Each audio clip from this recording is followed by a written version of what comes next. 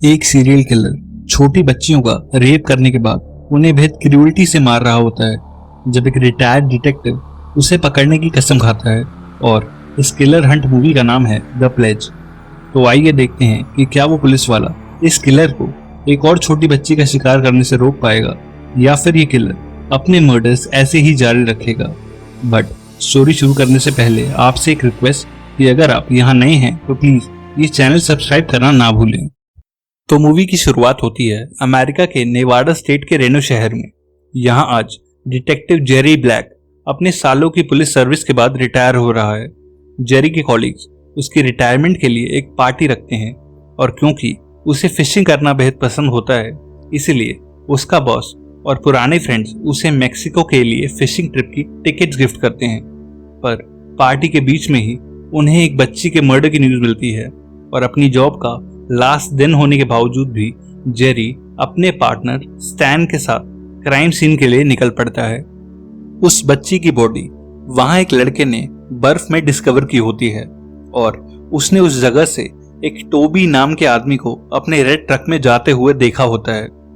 ढेरों police officer के साथ साथ स्टैन और जेरी भी वहां पहुंचते हैं जहां वो देखते हैं कि मरने वाली बच्ची की बॉडी बेहद बुरी हालत में होती है और पोस्टमार्टम से ये साफ हो जाता है कि उस बच्ची का मरने से पहले रेप भी हुआ था।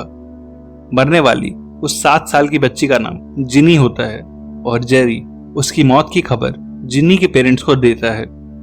जिनी की माँ उसके बनाए हुए आइसक्रीम स्टिक के क्रॉस को विटनेस मान के जेरी को ये प्लेज लेने को बोलती है कि वो जिनी के ब्रूटल रेप और मर्डर का बदला जरूर लेगा और जेरी भी उस लेडी से किलर को पकड़ने का प्रॉमिस करता है।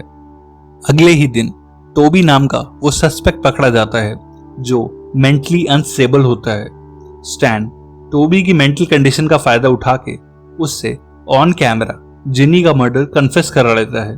पर अपने कन्फेशन के थोड़ी देर बाद ही टोबी एक पुलिस वाले की गन चुरा लेता है और पुलिस लॉकअप में ही खुद को शूट कर लेता है। जेरी इस कन्फेशन से सेटिस्फाइड नहीं होता पर स्टैन टोबी को ही जिनी का किलर मान के ये केस क्लोज कर देता है।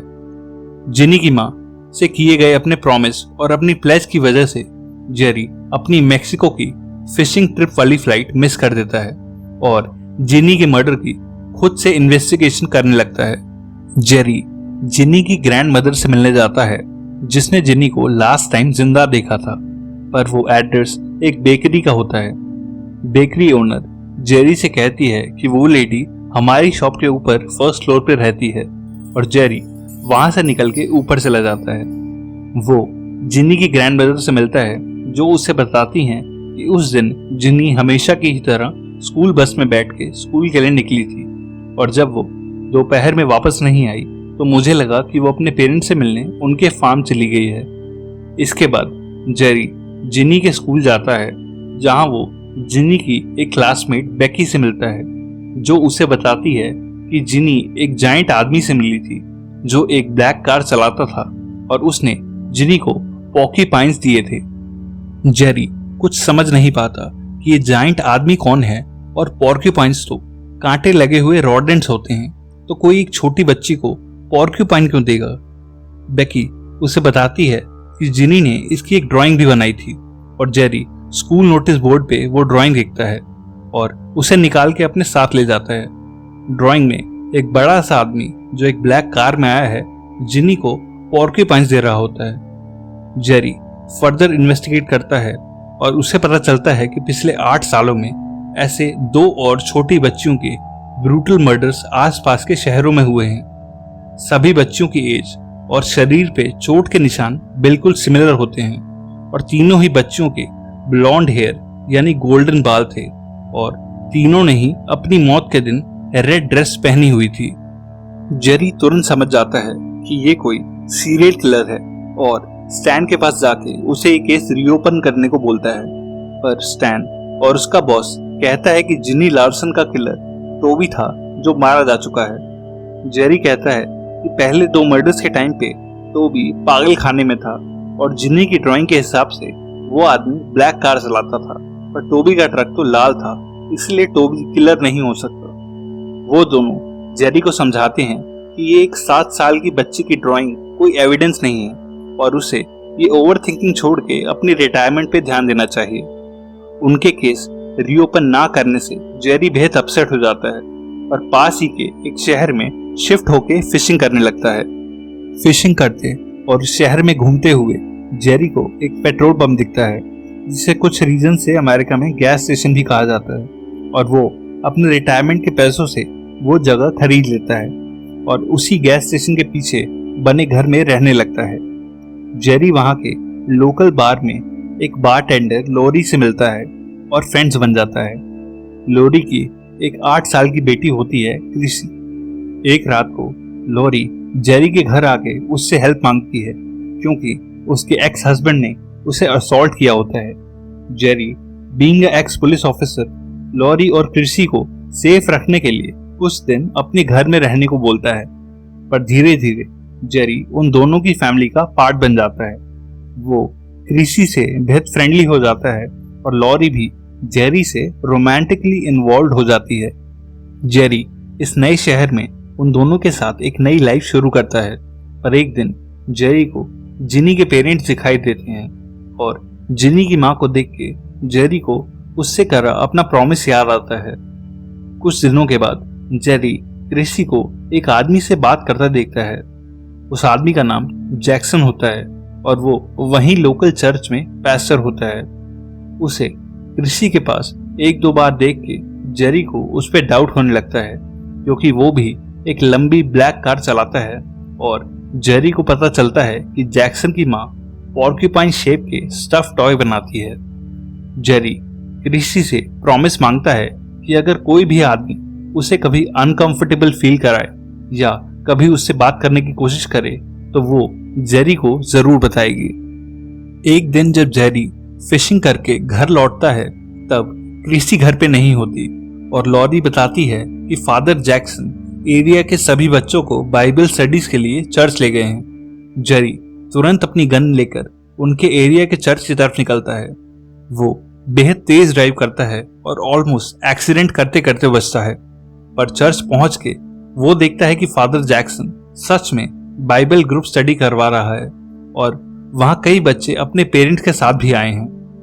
जेरी चैन की सांस लेता है और उसे लगता है कि शायद वो उस सीरियल किलर के बारे में कुछ ज्यादा ही सोचने लगा है। पर कुछ ही दिनों के बाद जब क्रिसी घर के सामने झूला झूल रही होती है तभी एक लंबी ब्लैक कार वहां से गुजरती है।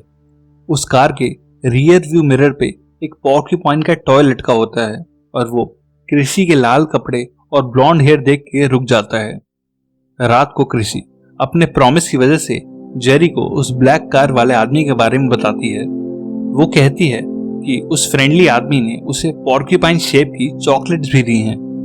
उन चॉकलेट्स को देखते ही जेरी को जिनी की ड्राइंग याद आती है और वो अलर्ट हो जाता है। क्रिसी कहती है कि उसने कल क्रिसी को लेक के पास वाले पिकनिक स्पॉट पे बुलाया है जहां वो उसे और चॉकलेट्स देगा। अब जेरी को यकीन हो जाता है कि ये वही किलर है, पर जेरी क्रिसी को कुछ नहीं बताता। दरअसल जेरी को अपना किया प्रॉमिस याद आ जाता है और उसे लगता है कि शायद यही उसका लास्ट चांस होगा उस जानवर को पकड़ने का। इसलिए जेरी जानबूझ के क्रिसी को उस जगह जाने के लिए बोलता है। नेक्स्ट दिन क्रिसी अपनी साइकिल पे बैठ के अकेले उस जगह जाती है और चॉकलेट वाले आदमी का वेट करने लगती है। जेरी पहले ही उस जगह पे नजर रखे बैठा होता है और उसने शहर से स्टैन और उसके साथ एक पुलिस टीम को भी बुला लिया होता है जो उस एरिया को घेर लेते हैं। तभी हम देखते हैं कि वो किलर एक बेकरी से बाहर निकल के अपनी ब्लैक कार लेके क्रिसी की तरफ आने लगता है। एक्चुअली ये वही बेकरी है जहां जेरी एक बार जिनी की ग्रैंडमदर को ढूंढता हुआ गया था और इस स्टोर का ओनर ओलिवर ही वो सीरियल किलर है। ओलिवर की वाइफ उसे आवाज मार रही होती है पर वो बाहर होता है और तभी हम उस लेडी को वही सेम पॉर्क्यूपाइन शेप की चॉकलेट्स खाते हुए देखते हैं। स्टैन और सभी पुलिस वाले कई घंटों तक क्रिसी को उसके टॉयज के साथ खेलते हुए देखते हैं जब जेरी कहता है कि शायद हम कोई गलती कर रहे हैं। स्टैन भी काफी थक गया होता है और वो कहता है कि शायद मेरी थ्योरी ही सही थी और टोबी ही असली किलर था इसीलिए अभी तक कोई नहीं आया। जेरी इस बात पे बेहद गुस्सा हो जाता है और काफी अजीब से एक्ट करने लगता है और स्टैन उसे तंग आके अपने आदमियों को वापस चलने को बोलता है। उधर जब अपनी कार के रियर व्यू मिरर में पॉर्क्यूपाइन लगाए हुए किलर उनकी तरफ आ रहा होता है, तभी उसका सामने आते हुए एक ट्रक से एक्सीडेंट हो जाता है। जेरी अभी भी क्रिसी पे नजर रखे बैठा होता है और स्टैन उनके शहर से जाने से पहले लॉरी को गैस स्टेशन जाके सब बता देता है कि जेरी क्या कर रहा है।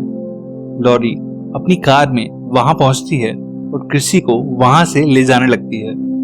जेरी भी अब तक बाहर आ जाता है और लॉरी उसे मार के गालियां देती है क्योंकि वो क्रिसी को मछली पकड़ने के चारे की तरह यूज कर रहा था और लॉरी उससे अपने सभी रिलेशंस खत्म कर लेती है।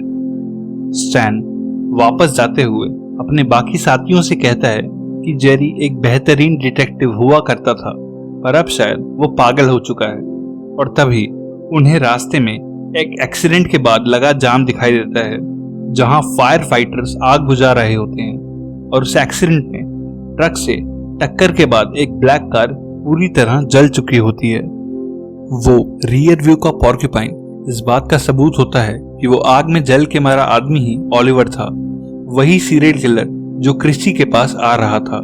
पर जेरी को ये सब नहीं पता होता और वो उस किलर का वेट करता रहता है। मूवी के एंड में हम देखते हैं कि जेरी ड्रंक और पागल हालत में अपने बंद गैस स्टेशन पे बैठ के बड़बड़ा रहा है कि वो किलर अब भी बाहर है, पर असल में वो जानता ही नहीं है कि वो किलर मर चुका है। मुझे पर्सनली इस मूवी की एंडिंग बेहद यूनिक लगी क्योंकि अगर जेरी उस ओलिवर को पकड़ भी लेता तो भी उसे वो सजा नहीं मिलती जो भगवान ने उसे दी। पर the only bad thing is Jerry अपने लिए हुए उस प्रॉमिस की वजह से पागल होके हमेशा उस किलर का वेट करता रहेगा। वीडियो पसंद आई हो तो प्लीज आपका लाइक, शेयर और सब्सक्राइब तो बनता है। एक और मर्डर मिस्ट्री के लिए लेफ्ट क्लिक करना और अगर ट्रू स्टोरीज का शौक है तो प्लीज क्लिक ऑन राइट। तब तक के लिए stay safe and keep watching thoughts in action.